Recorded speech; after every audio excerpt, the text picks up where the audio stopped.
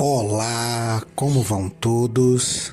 Espero que todos estejam bem, com saúde e em paz. Nós vamos iniciar mais este estudo da doutrina espírita com a prece que Jesus nos ensinou. Pai nosso, que estais nos céus, santificado seja o teu nome. Venha a nós o teu reino, seja feita a tua vontade, assim na terra como nos céus. O pão nosso de cada dia dai-nos hoje. Perdoa, Senhor, as nossas dívidas, na medida em que perdoamos aos nossos devedores. Não nos deixe cair em tentação, livra-nos do mal, que assim seja. Nós estamos estudando o livro Evolução em Dois Mundos. É um livro psicografado por Francisco Cândido Xavier e Valdo Vieira. O autor espiritual desse livro é o espírito André Luiz. No último episódio, nós lemos até o capítulo 13, Alma e Fluidos, e o último item que nós lemos foram centros encefálicos. Nós vamos dar continuidade a partir daqui, lendo sobre reflexão das ideias. Então, vamos à leitura.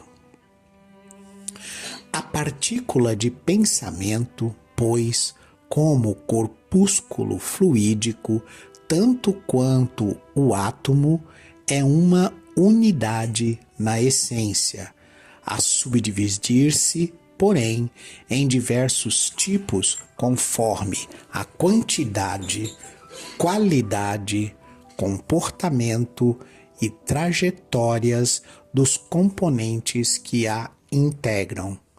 E, assim como o átomo é uma força viva e poderosa na própria contextura passiva, entretanto, diante da inteligência que a mobiliza para o bem ou para o mal, a partícula de pensamento, embora viva e poderosa na composição em que se derrama do espírito que a produz, é igualmente passiva perante o sentimento que lhe dá forma e natureza para o bem ou para o mal, convertendo-se por acumulação em fluido gravitante ou libertador, ácido ou balsâmico, doce ou amargo, alimentício ou esgotante, vivificador ou mortífero, segundo a força do sentimento que o tipifica e configura, nomeável à falta de terminologia equivalente como raio da emoção ou raio do desejo.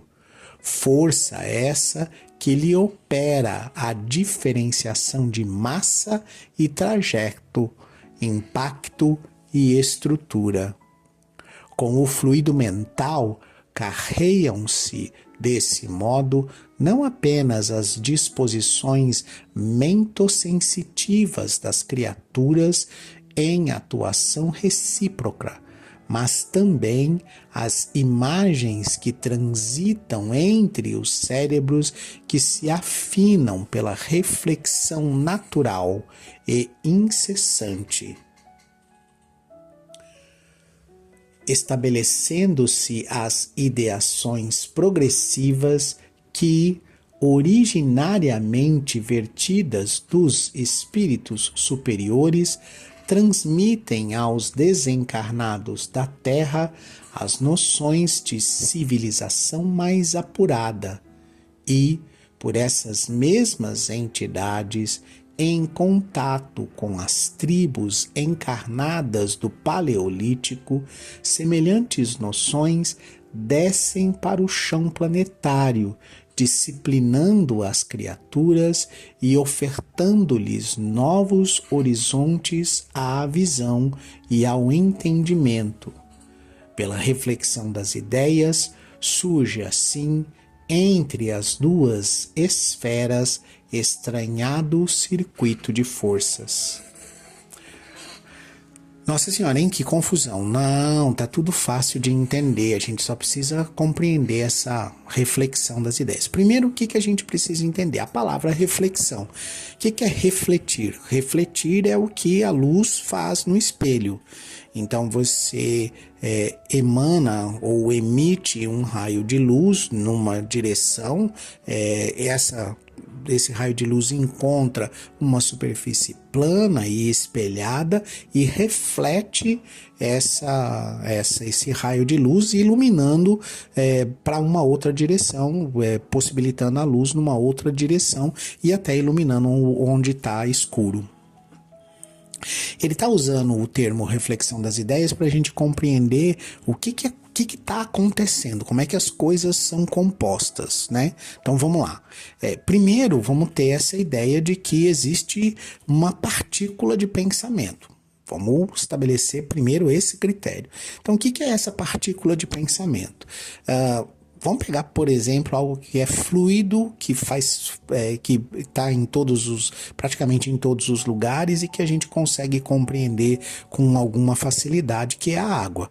A água que a gente conhece é formada por 2 átomos de hidrogênio e 1 átomo de oxigênio. Ocorre, porém, que esses átomos de hidrogênio e oxigênio também são formados por partículas internas. Cada átomo desse é formado por partículas internas que a gente chama de prótons, nêutrons e elétrons. Para não ir para a física quântica, para não dar um nó na cabeça de vocês, vamos ficar por aqui, nem vamos falar das subpartículas atômicas que formam os prótons, que formam os nêutrons e que formam os elétrons. Vamos deixar que essas subpartículas sejam, vamos colocar assim, produto da capacidade do pensamento, produto da capacidade de idealizar alguma coisa. Dessa mesma maneira, essas partículas de pensamento, elas são como se fossem os prótons, os nêutrons e os elétrons, e na medida em que eu vou construindo o meu pensamento, eu vou inserindo mais dessas partículas pensamento e dando maior volume, maior peso, maior complexidade a esse pensamento que eu estou inserindo. Então, na medida em que você vai, por exemplo, criando uma imagem na sua mente, por exemplo, se eu disser assim para você, pense num jardim, você pensou no jardim e alguns colocaram gramas, outros colocaram flores, outros colocaram a luz do sol e já colocaram o céu sobre esse jardim. Então, na medida em que eu vou adicionando essas ideias, eu vou dando complexidade à minha criação para a palavra jardim, para o pensamento jardim. Dessa mesma maneira são os nossos pensamentos. Na medida em que você vai construindo mentalmente o que é que você vai fazer, é como se você fosse pegando lá o minério de ferro na mina e fosse forjando esse minério de ferro e construindo alguma coisa com esse minério de ferro. O minério de ferro, ele é a mesma coisa, ele é, como diz o texto aqui do André Luiz, ele é neutro, por assim dizer. Ele não vai ser o bem ou o mal, ele é passivo, ele está lá quietinho, lá o minério de ferro. E aí você vai dando forma nesse minério de ferro. Conforme você vai dando forma, essa forma vai sendo direcionada para aquilo que você quer fazer. Então, o minério de ferro é o mesmo.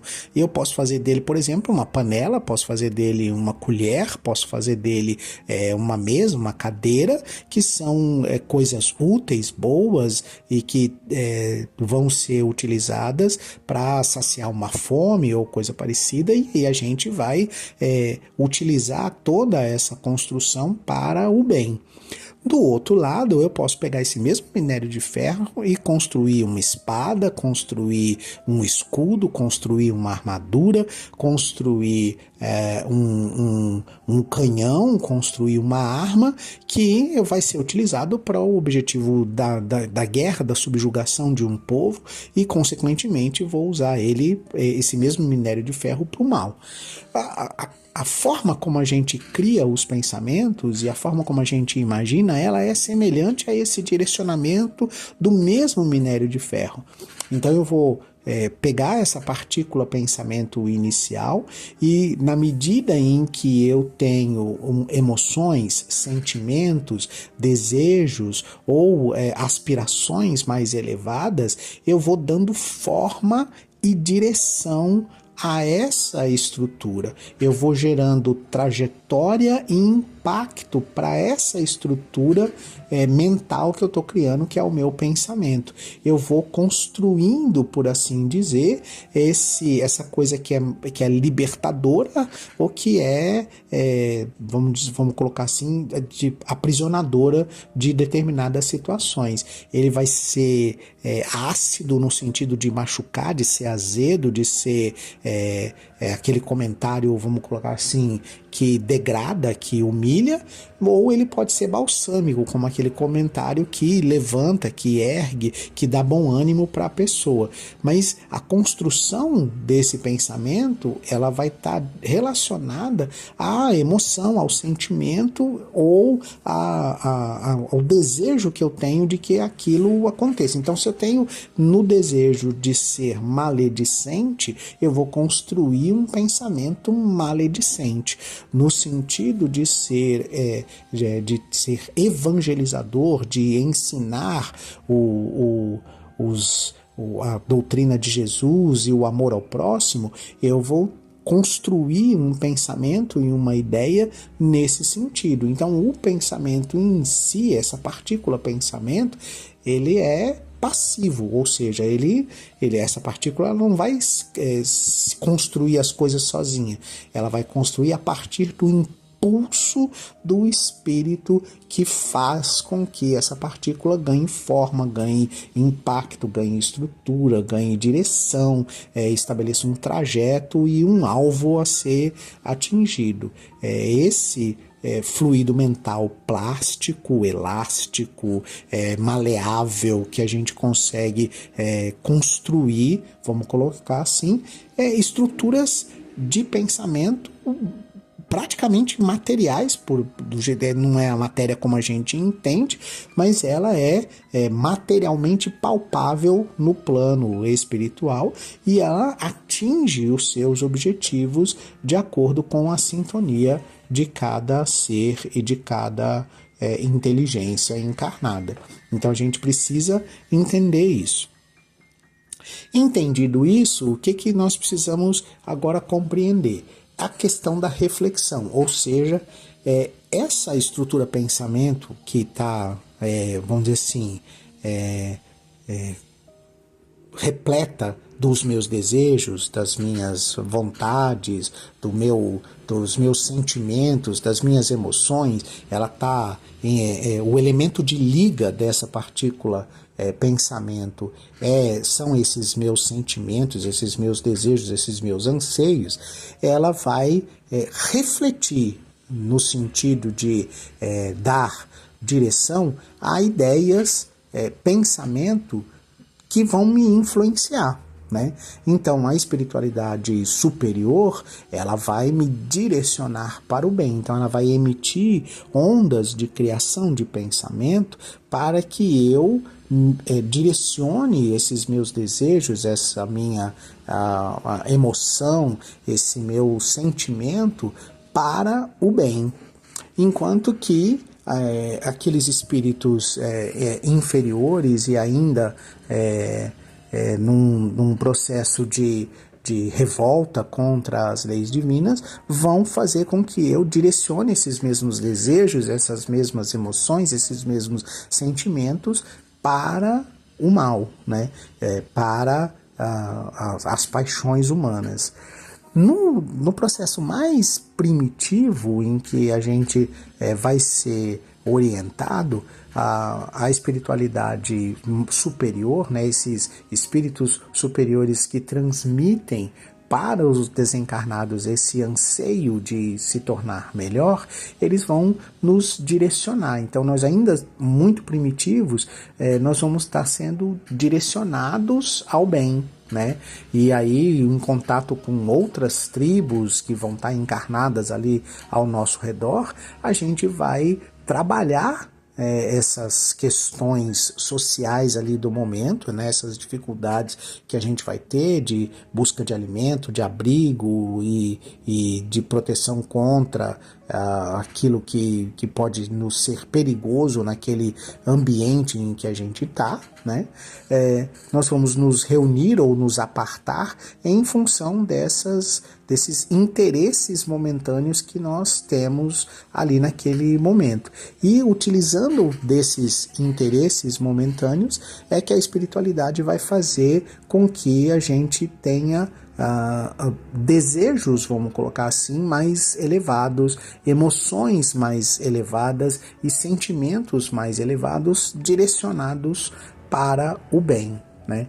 Então é através dessa reflexão de ideias que surge esse intercâmbio, né? essa atuação entre as duas esferas que vão formar um circuito de forças, né? Em que espíritos bem intencionados vão nos direcionar para o bem, espíritos ainda em processo de evolução talvez nos direcionem para o mal, e nós, com o nosso livre-arbítrio, com a nossa percepção e controle dos nossos desejos e dos nossos anseios, é que a gente vai evocar, por assim dizer, esse auxílio para o bem ou esse auxílio para o mal. Tudo isso está conectado com a nossa esfera de pensamento, com a maneira como a gente pensa. Lá atrás, desde os primórdios das nossas encarnações, lá nos tempos idos das tribos paleolíticas e antes disso, né, até hoje em dia, até a nossa atuação hoje em dia em sociedade, essa reflexão do pensamento, essa reflexão das ideias, ela está acontecendo. É praticamente uma lei universal. Bom, vamos ler aqui o próximo trecho para a gente poder comentar a respeito, tudo bem? Chama Inteligência Artesanal, o próximo trecho. O plano físico é o berço da evolução que o plano extrafísico aprimora. O primeiro, que é o plano físico, insufla o sopro da vida, cujas edificações o segundo, que é o plano extrafísico, aperfeiçoa. A reencarnação multiplica as experiências, somando-as pouco a pouco. A desencarnação subtrai-lhes lentamente as parcelas inúteis ao progresso do espírito e divide os remanescentes, definindo os resultados com que o espírito se encontra enobrecido ou endividado perante a lei. Qual lei é essa? Lei divina.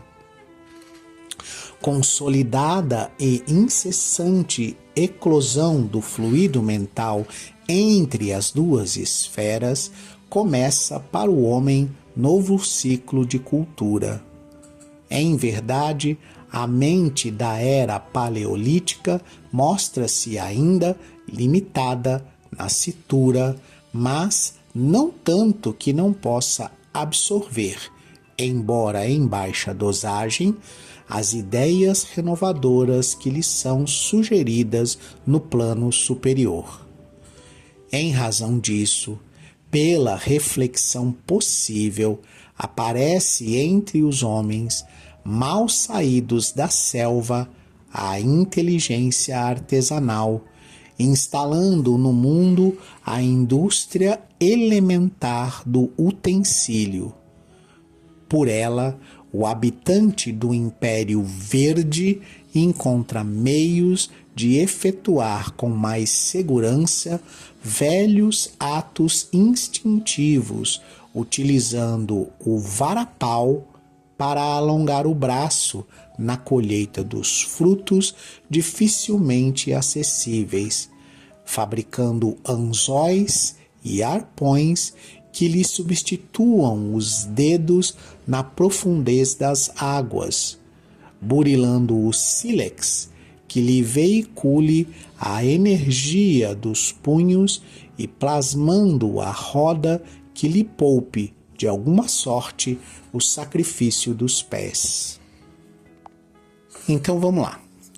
O que está acontecendo dentro desse processo evolutivo, né? Essa reflexão das ideias faz com que a espiritualidade superior consiga enviar até nós, vamos colocar assim, instruções, né? Então, aquilo que a gente chama de inspiração, né? Ou de ideia, vamos dizer assim, que veio do além, né? Então essa ideia de, por exemplo, usar, ele fala aqui do sílex, né? O que é sílex? Sílex é uma espécie de rocha que ela é dura, né? Então ela pode ser usada aí para, por exemplo, produzir faísca e para desenvolvimento de ferramentas no sentido de ponta de lança ou coisa parecida, né? E você consegue aumentar a energia dos seus punhos, né? Ou seja, você consegue aumentar a incisão daquilo que é a sua mão, né? E observa que esse homem primitivo vai se utilizando de instrumentos que estão ali à sua disposição. Então ele dá aqui o exemplo do varapau para alongar o braço. Então volta lá no primitivo, mais primitivo, e pensa no primeiro cara que teve a ideia de usar um varapau para conseguir alongar o braço e colher frutos que estão muito no alto da árvore, né? Ou volta lá no primeiro sujeito que falou assim: rapaz, se eu tiver um negócio curvado aqui, virado para cima, e o peixe morder a isca que eu coloquei e ficar preso, enganchado nesse negócio que eu vou chamar de anzol, eu consigo trazer o peixe de dentro da água, e o peixe que é muito liso, muito esguio, muito difícil de eu pegar com as mãos quando ele está dentro da água, eu consigo tirar ele de dentro da água. Ou da mesma maneira, né, construir ali uma ponta apontar, né, um galho ou um pedaço de madeira que fique prolongado e pontiagudo para que eu consiga usar ele como um arpão e conseguir capturar ali um peixe ou o meu alimento na profundeza da água, né? Evitando ali o erro de onde é que está o peixe e conseguindo mirar bem onde é que está o peixe por conta da refração da luz na superfície da água. Então, na medida em que eu vou conseguindo fazer isso, eu vou substituindo, por exemplo, que eu tenho que estar muito próximo da água, né? Com os braços dentro d'água, eu posso ficar mais longe e ser menos percebido pelo peixe e assim sucessivamente. Cada ideiazinha dessa, cada processo desse em que eu estou construindo ou utilizando uma ferramenta para facilitar a minha sobrevivência, para atender ali o meu instinto de preservação, no sentido de eu preciso me defender de outro animal, eu preciso caçar, eu preciso cultivar a terra e assim sucessivamente, ele está vindo por inspiração desse plano superior que vai enviando para mim a ideia, vamos dizer assim, de como eu poderia utilizar aquilo que eu não estou utilizando, ou que eu nem estou percebendo, como uma ferramenta para me tornar mais eficiente e mais produtivo na busca de atender as minhas necessidades imediatas.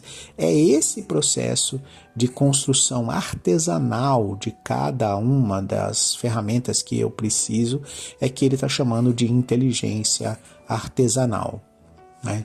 Então, esse mundo de criação e elementar ali, muito inicial, dos utensílios, é que ele está chamando ali de inteligência artesanal, que é o título desse trecho que a gente leu. Eu me despeço de vocês com a prece que Jesus nos ensinou. Pai nosso, que estais nos céus, santificado seja o teu nome. Venha a nós o teu reino. Seja feita a tua vontade, assim na terra como nos céus.